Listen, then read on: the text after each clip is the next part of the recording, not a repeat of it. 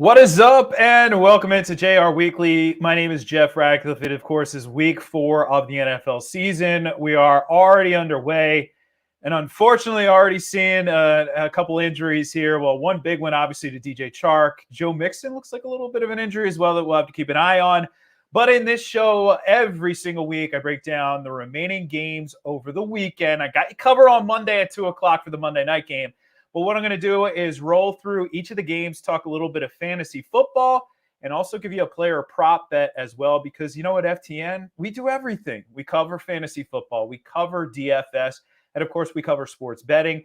FTNFantasy.com, FTNDaily.com, FTNBets.com. Any one of those sites, you can use the promo code RATPACK. Get yourself a discount. I like discounts. I'm cheap. What can I say? I save that money so then I can bet that money or use that money in fantasy football or DFS. So head on over to those sites. Some of the tools that we have out right now are pretty freaking awesome. A lot of people loving the advanced wide receiver cornerback matchups tool. So we have the traditional wide receiver cornerbacks matchups tool produced by yours truly, and we took it to another level so you can really dive deep on the individual matchups. It's fantastic. And it is available to you, like I said, FTNBets.com, FTNDaily.com, FTNFantasy.com. So go check those out. A lot of big stories with injuries today that I will cover as I go through each of these games.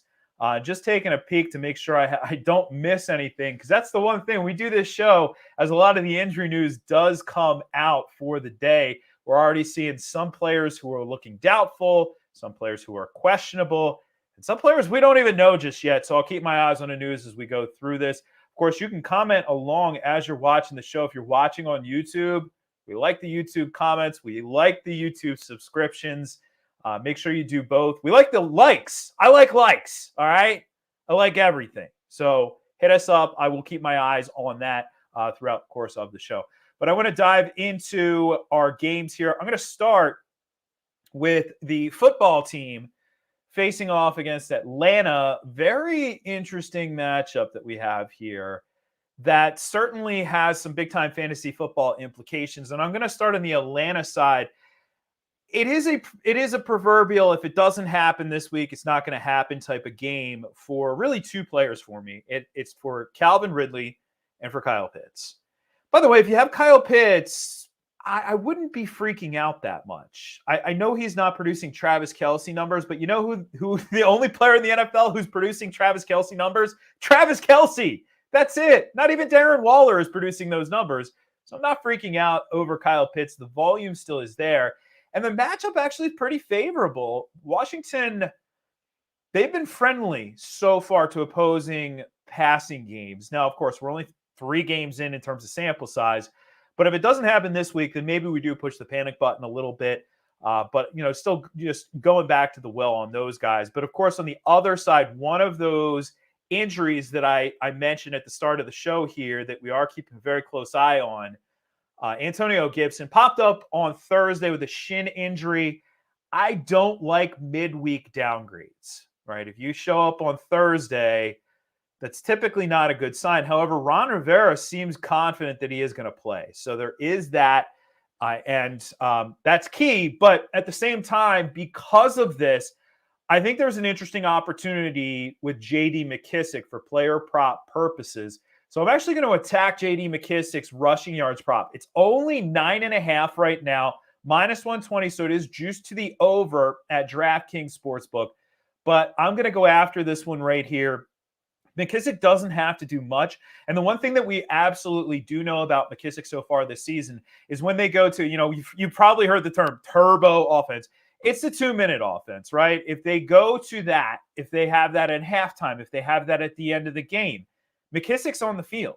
So he's getting any running back touch. Now, likely going to be more passing touches, but we saw he got some, touches in the run game as well. This is only, 3 carries, and we're over. If you think J.D. McKissic has more than 3 carries, then it's likely you're going to go over on this one. And by the way, if you did want to shop around, you want to see, all right, well, what are the other lines out there? What are the lines for Antonio Gibson? What are the lines for J.D. McKissic, not only in the run game, but maybe the passing game? Any of the lines, you can check those out very easily over at FTNBets.com. The prop shop, it's Google but for sports betting, right? You can search out any sports bet out there by player, by team. It's very easy. And the best part about it is free. And you can see what's available in your state if you're in a legal state, or a nearby state. I know some people like to drive across state lines and then place those wagers. Hey, you do you, man. Whatever you got to do to get the bets in, get them in. But we have them for any of the available books in your state. You can go check that out. And if you haven't signed up at a book and there's a good line, you can just click on through and sign up. It's that easy over at ftnbets.com. So JD McKissick over on the rushing yards, 9.5 on that one. So not a big line. Moving on to Buffalo and Houston. Man, it is really rare that we have a game where I almost don't want to use anybody from a team for fantasy purposes. And we aren't there with Houston because Brandon Cooks still should see plenty of work in this one. Even if Tre'Davious White does shadow him, he's still going to get volume. But otherwise, do we want anything to do with anybody in Houston? Probably not, right? I can't see really any appeal to the backfield. I can't see any appeal to any of the other receivers. Davis Mills. Even if you're in a 2-quarterback superflex league, you don't want to be using Davis Mills. So really, our fantasy attention is on the other side. You know who you're starting. You know you're starting Josh Allen. By the way, I threw this out on my SiriusXM show today.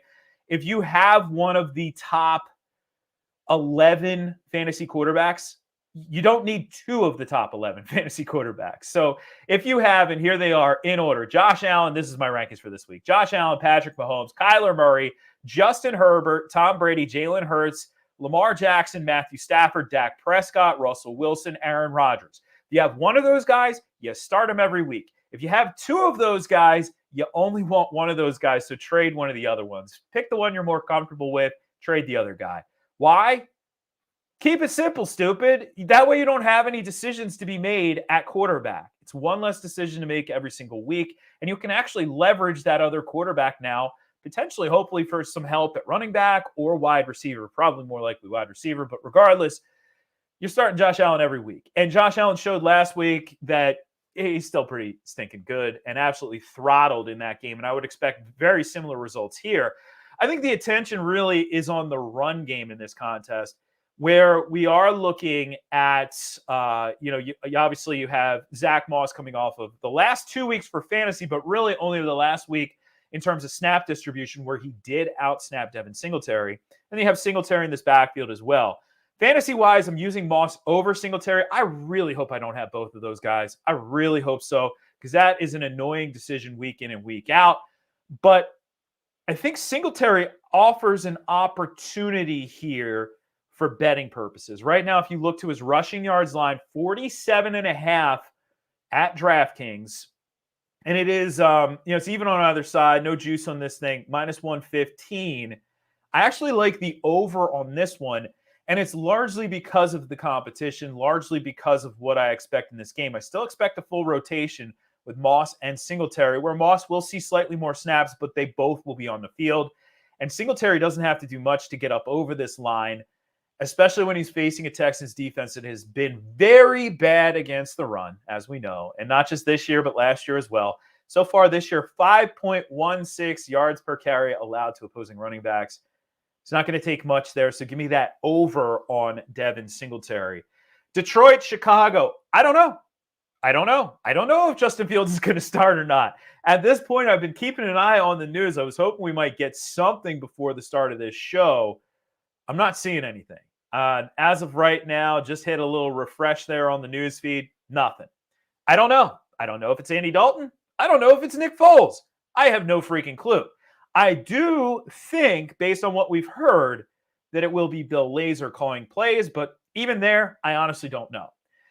What I do know is if Justin Fields does start this game, it is a much better matchup. He's not going to have Myles Garrett chasing him down on every single play, seemingly, this week. A much better matchup against Detroit, but still a little bit too risky to use him. But I think we're going to get a better sense of him in this game if he does get the start. And I also think this is going to right the ship just overall. Like if I have David Montgomery, I'm feeling a lot better about this matchup than I was certainly last week. Detroit, a much better matchup. Much, much, much better matchup for opposing running backs. So far, 3 rushing scores to opposing running backs. So I like that for Monty this week. On the other side, we keep hearing how we're going to see so much more of DeAndre Swift. I hope Dan Campbell is a man of his word on that one because more Swift is a good thing. I've met RB10 right now. Love him. Still keeping Jamal Williams around on rosters. I mean, you don't have as much upside, obviously, with Jamal Williams, but Jamal Williams is also one DeAndre Swift injury away from a massive workload, and he's still getting enough work to be used as a flex, regardless of that. Outside of TJ Hawkinson, there's really nobody else you can use there. But I actually want to key in on a guy who the fantasy crowd is certainly down on the other side of this matchup, and I actually think we have a really interesting opportunity on the betting side with Allen Robinson. So Allen Robinson, it has not been the best start to the season. I'm going to toss out really what we've seen over the last 2 weeks, though. Last week, complete disaster. It was, I hope, an anomaly. The week before that, we had the starting quarterback get hurt early in that game. So I don't really know if I can read too much into that. Now, this might be wishful thinking on my part, and it also might be the fact that I'm getting plus odds on this over, but the line is fairly big. I mean, the line definitely, you look at the line, you say, I don't know, but the fact I'm getting plus 115 on 4.5 catches for Allen Robinson is enough for me to take an over on that one. I'll tell you exactly why. I don't need to hit this bet as often as I do if the line was minus 115, minus 120, minus 110, heck, even plus 100 over the long haul to be profitable. And I do think there's enough of a chance of him getting involved here against a very bad secondary. Very bad. This is arguably is it the worst secondary in the league? If it isn't, it's right there. He's not going to have to do, that much in this one compared to last week where Denzel Ward, obviously very solid. I think Greg Newsome for the Browns is going to be a really good pro. I like that pick for them and really has shown something already. Plus the fact that your quarterback had pretty much no time to throw in that one. It's going to be a little different here. So a sneaky over and really a way of underscoring that I'm actually bullish on Allen Robinson still. And if I can get him for cents on the dollar in a trade in fantasy football, I'm going to do that deal. Let's move to Carolina and Dallas, a very interesting litmus test game for how good the Panthers actually are. So far, they have been pretty stinking good, but it's 3 weeks into the season. Are they a contender? Are they a pretender? Well, we're going to find out because they're facing a darn good offense here with Dallas.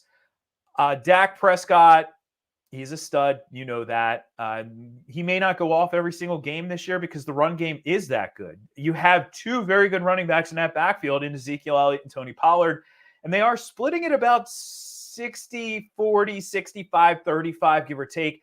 There's enough there that you're confident with Ezekiel Elliott as a back-end RB1. There's not enough there that you're confident in Tony Pollard as a flex. He's a fringe flex. I'm not fully confident in him in that spot. But obviously, you're still using the wideouts like usual. I don't expect Dalton Schultz to find the end zone every single week, or much less twice in a game every single week. That would be a record. On the other side, though, the big storyline heading into this week, Christian McCaffrey will not play this week. Hey, if you're in fantasy football, that stinks. I get it. Injuries are part of the game, especially when it comes to running backs. But here's the good news. You didn't lose him for the whole season. A lot of people out there in fantasy football are pulling the woe is me routine. It's this week, probably next week, and that's about it. If it was longer, he would have been tossed on injured reserve, and they didn't do that. So it's very good news. But in the meantime, we're going to get a little Chuba Hubbard and maybe a little Royce Freeman. For fantasy purposes, I'm typically pretty conservative with start-sit decisions. However, I do think it's fair to view Chuba Hubbard as a mid-range RB2. I'm ranking him at 18 right now. The question, though, what do we expect from a production standpoint? And I actually think the lines are a little low here, given just the overall matchup. So far this season, very small sample, but the Cowboys are allowing almost 5 yards per carry to opposing running backs. Chuba Hubbard's line is 53.5 on William Hill right now. And I've actually seen that line a little higher elsewhere. Again, you could use the prop shop if you want to search that out. Give me the over. I'm going a lot to over so far. I will get some unders eventually here, I think. A couple of them. But give me the over on that one with Chuba Hubbard. Minus 110 on that over as well. William Hill Sportsbook. 53.5 against a defense that you can run a little bit on. And if he's able to maintain the momentum we saw towards the end of last week, early on when he had to take over for Christian McCaffrey, not that good. But as the game wore on, he had some good momentum there. So I actually like that over there for Chuba Hubbard. Moving on to Indianapolis and Miami. Oh, sweet taste of revenge for Jacoby Brissett. He actually came out and said, I don't care about revenge, which to me, it's funny. This week especially, every game is a revenge game in the NFL. Every game is a revenge game. So we can drum up all these silly narratives to talk about stuff, or we can just talk about what matters, the games themselves.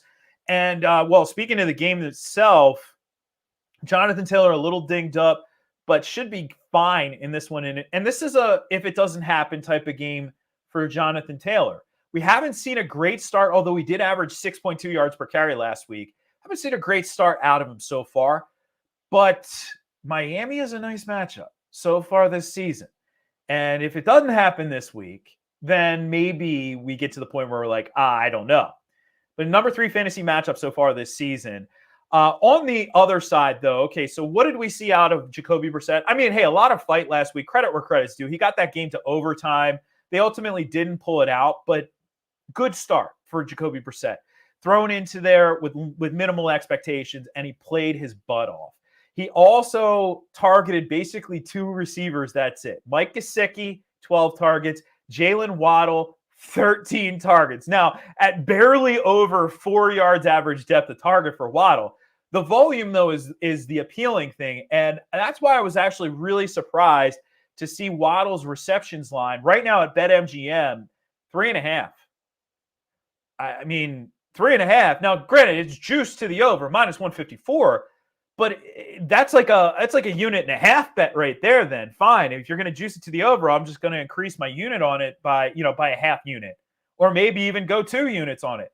I'm fully confident here that Jacoby Brissett is going to have eyes for Jalen Waddle in this one, early, often, and everything in between. And that's one of those where you could have that over by halftime, maybe even earlier than that. Like last night, I had the. Now, fortunately, Carlos Hyde did not play, but I had the over on 12.5 rushing attempts for James Robinson over at FTNBets.com. And he had 12 at halftime, so we almost had that by halftime there. But that feels like one of those with Jalen Waddle. Let's move on to Cleveland, Minnesota. Actually, really excited about this game. I want to see, can Kirk Cousins actually keep it up here?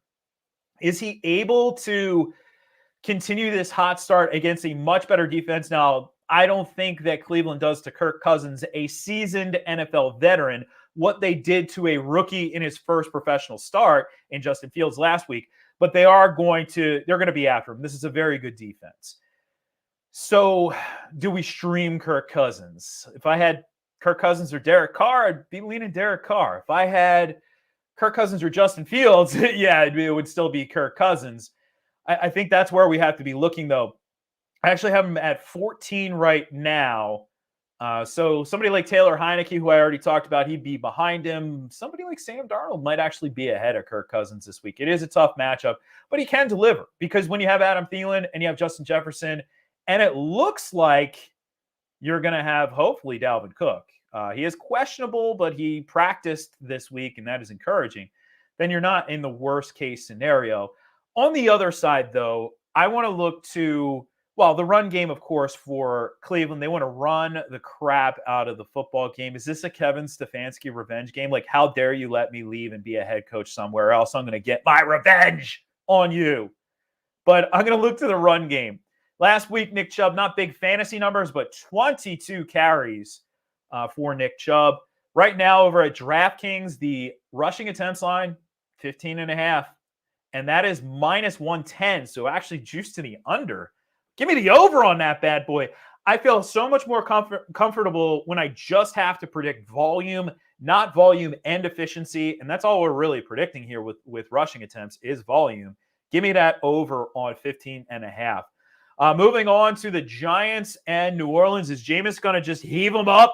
Just throw that ball up into the end zone and hopefully somebody comes down with it? I don't know about that. I do know this on the Giants side, though. Saquon Barkley obviously looked more comfortable, barely left the field last week. That is a good thing. And I think we're just going to keep seeing more and more of the Saquon we've come to expect going forward. If I have him in fantasy, I'm pretty happy about it, but I'm not quite there where I feel he's an RB1 locked in every week. Right now, just on the edge at RB14 for me. So still front end RB2. With Jameis not starting him, actually with New Orleans, only confident starter for me is Alvin Kamara. And so that brings me to Marquez Callaway, who was the receiver who caught that just awful duck from Jameis Winston. I think Jameis had his eyes closed on that one last week against New England. I still believe in Callaway from a talent standpoint. He has run into just bad matchup after bad matchup and weird game scripts too.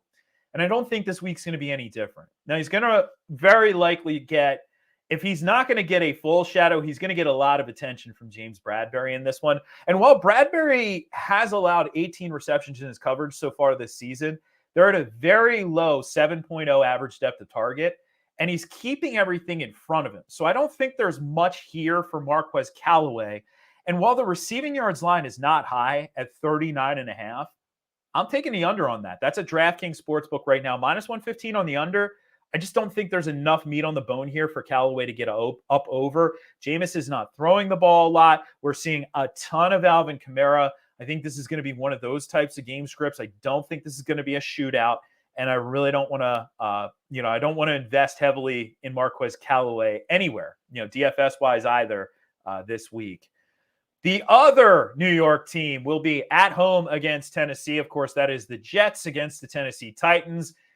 Over under Derrick Henry, 350 rushing yards. I mean, is there anything else that they can do? So far, we have already seen A.J. Brown is declared out. That's no surprise. He was week to week. I think that's a 2 to 4 week absence for A.J. Brown. Julio Jones, we don't have anything yet. At least I don't see anything yet on Julio Jones as to whether or not he'll be out here, but it's not looking good. Oh, nope, there it is. He's ruled out from Terry McCormick on Twitter. So, yeah, Nick Westbrook-Ikhine, opportunity knocks, brother.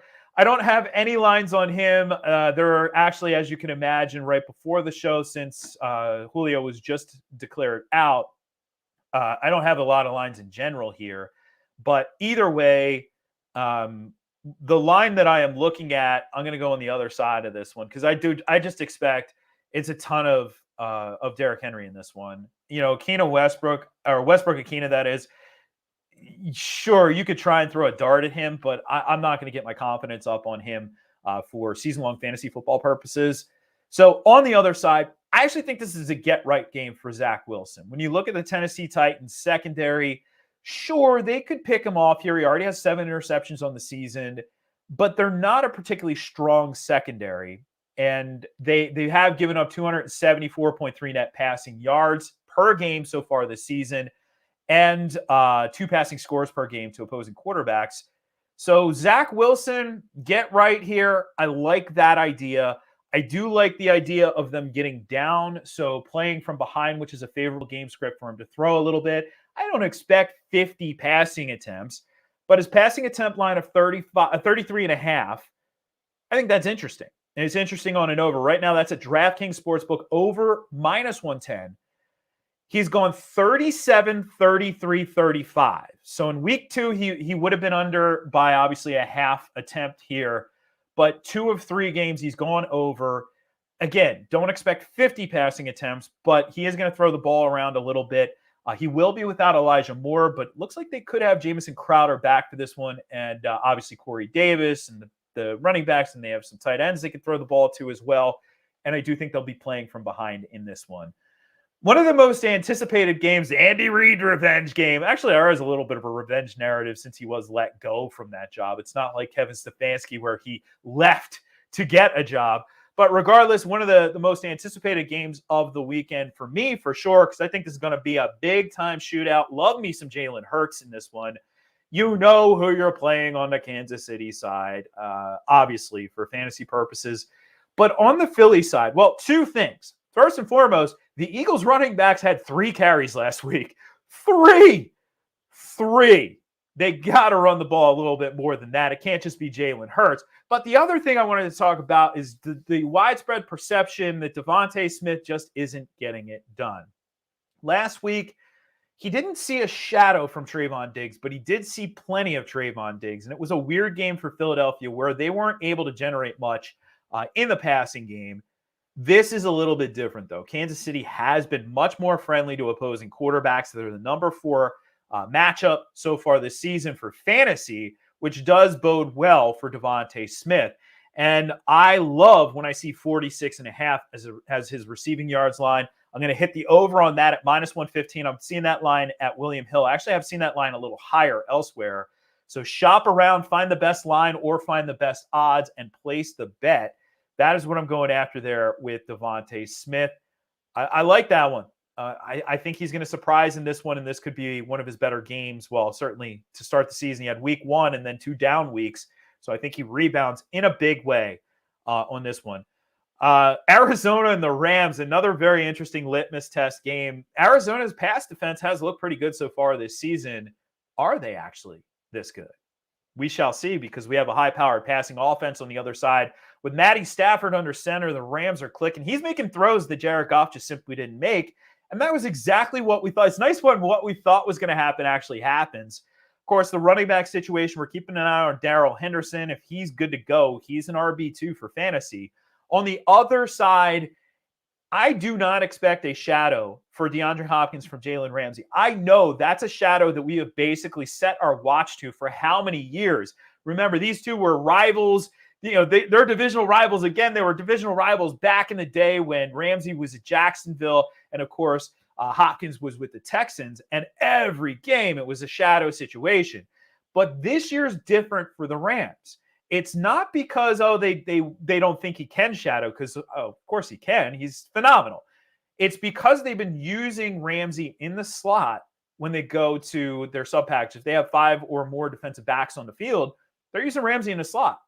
And what's interesting is Arizona kind of sets it up so that you don't really have to shadow, because they don't really move their receivers around. Hopkins is basically 90% of the time going to be, at his spot on the left, and that's it. So who's he going to face? Darius Williams most of the game. Jalen Ramsey in the slot when Arizona's in 3 wide, which they will be a lot. That means Christian Kirk and Rondale Moore, and then A.J. Green. I don't want anything to do with any of those guys for fantasy purposes outside of Hopkins, who you basically have to start every week. But I want to key in on the other side, the guy who is setting the fantasy world on fire over the first 3 weeks of the season, Cooper Kupp. Cooper Kupp's line is pretty big for receiving yards. When you see lines start to get up over 80 yards, that's high. Now we're up in like Tyreek Hill, Devontae Adams territory with this line. It's 82.5 right now. DraftKings -115 on the over. Oh, give me the over on this. I like this one. He's going to attack this defense left and right. Now, the matchup out of the slot actually might be the worst matchup, but the key with Cooper Kupp is he is getting separation. I actually put this stat out on Twitter the other day about Marquise Brown. Marquise Brown's the only receiver with more than 1 target on busted coverage this season. It's a fluky thing. It's not predictive. I'm not saying, oh, look at him, he's going to do this all season. Like somebody responded like, what are you implying? Nothing. It's just the tweet. I found it interesting, so therefore I'm sharing it. But when it came to that one, somebody had said, well, what about Cooper Kupp? And I'm like, oh, no, it's not busted. This dude's just wide open all the time. And that's him. He's getting open like crazy. So I think he actually goes over 82.5. I normally do not. I'm a conservative player when it comes to player props. Normally don't go this route, but I am with Cooper Kupp. Love that one right there. Seattle, San Francisco, always fun when these two teams meet up. And on the San Francisco side, not looking promising for Elijah Mitchell to get back on the field. So Kyle Shanahan is going to begrudgingly have to use Trey Sermon yet again.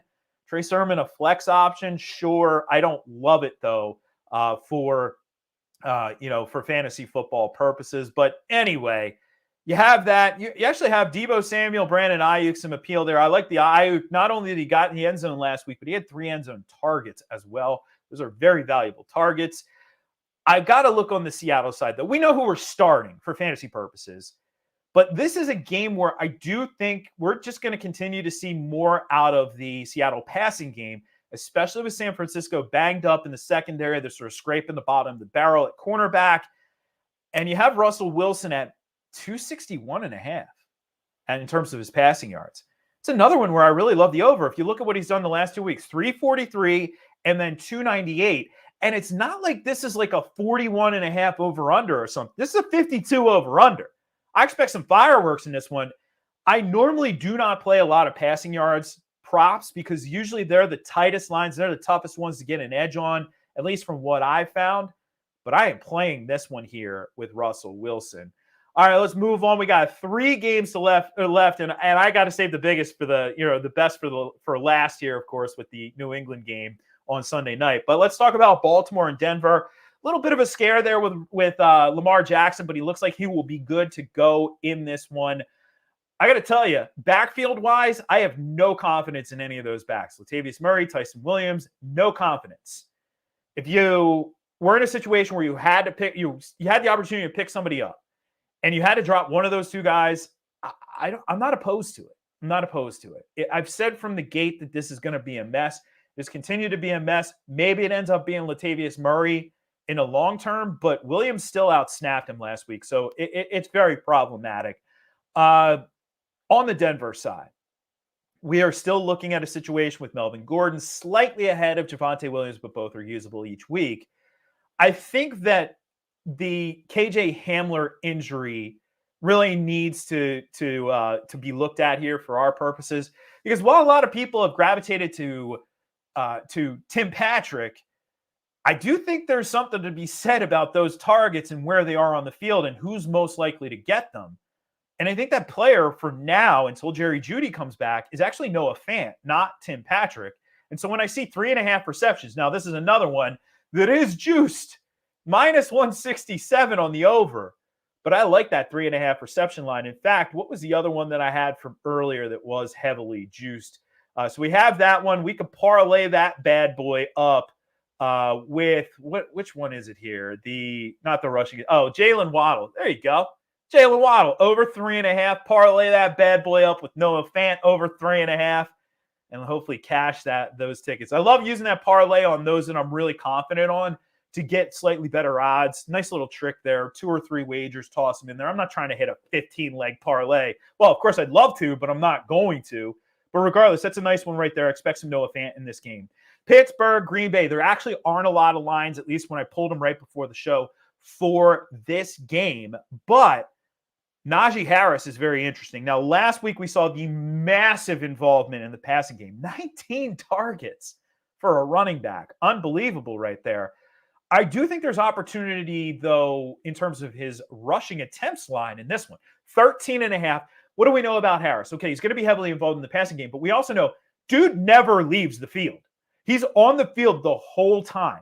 He's by far the highest snap share running back in the league right now. So you look at that, you say 13.5 rushing attempts. All right, juice to the under.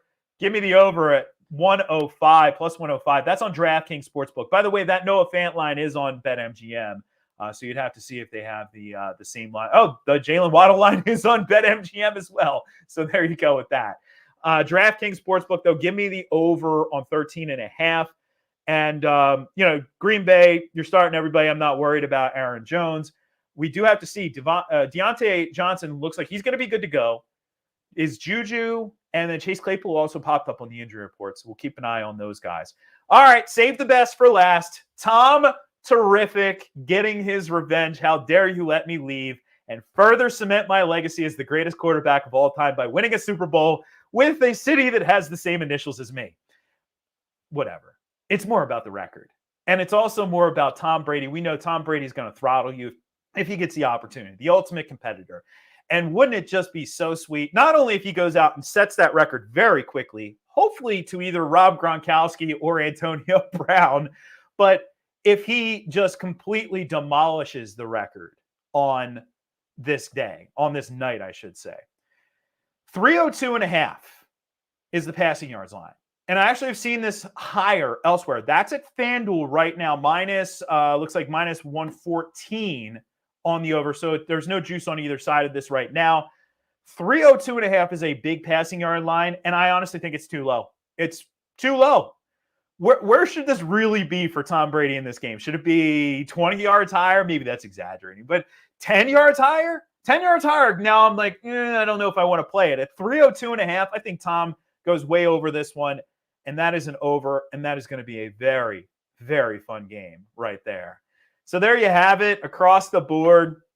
All of our player prop bets, a lot of fantasy thoughts for you. Of course, you want the fantasy thoughts. You can get them over at ftnfantasy.com. A little bit later today, the report goes live. That's my article where I give you every game.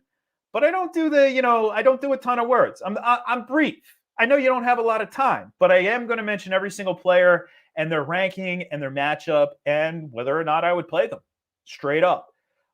That's in the report, ftnfantasy.com, ftnbets.com. The player prop tool from yours truly is there, along with a whole bunch of other tools. And man, just tailing our bets. I don't know anything about tennis, but we have folks who do. So I tail their bets. I don't know anything about golf, but, well, I can play golf. I can hack around. I can spray the ball left or right off the tee. I can 3-putt the crap out of some greens, but I don't know anything about betting golf, so I just tail our guys. It's nice and easy. So you can do that at ftnbets.com. Use the promo code RATPACK, and that'll get you a nice little discount there. Otherwise, that's going to wrap it up for today. So remember, on Monday at 2 p.m. Eastern, I will be back giving you 5 bets for Monday Night Football. Until then, enjoy the action this week, and I'll catch you on the flip side. I'm Jeff Ratcliffe, and I'm out.